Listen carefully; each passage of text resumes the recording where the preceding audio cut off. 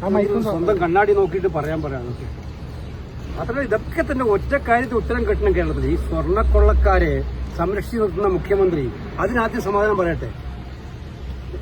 ശബരിമലയിലെ സ്വർണ്ണക്കൊള്ളക്കാരെ സംരക്ഷിക്കുന്നതിന് വേണ്ടി മുഖ്യമന്ത്രി നടത്തുന്ന ശ്രമങ്ങൾ ഇപ്പം എല്ലാവർക്കും അറിയാം. കാരണം ഏറ്റവും കൂടുതൽ രമേശ് ചെന്നിത്തല കൊടുത്തൊരു പരാതി ഉണ്ടായിരുന്നല്ലോ.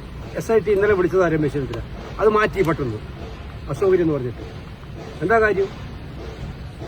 അപ്പൊ ഇതിനൊക്കെ തന്നെ ഭയപ്പെടുന്നുള്ളതുകൊണ്ടാണ് യഥാർത്ഥ വിഷയങ്ങളിൽ നിന്നും ശ്രദ്ധ തിരിച്ചുവിടാൻ വേണ്ടി പറയുന്നതാണ്.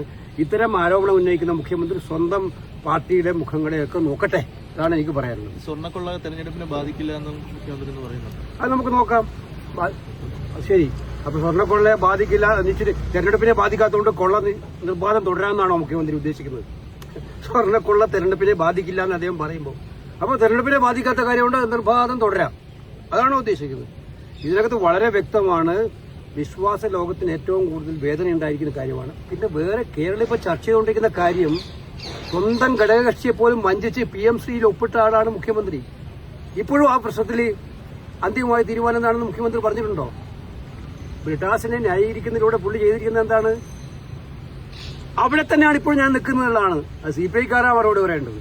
CPI ഇതുവരെ അതിനെക്കുറിച്ച് പ്രതികരിച്ച് കണ്ടില്ല. അപ്പൊ എന്തായാലും ഇത്തരം കാര്യങ്ങളിൽ ജനങ്ങളെ സംബന്ധിച്ചിടത്തോളം വ്യക്തമായ കാഴ്ചപ്പാടുണ്ട്.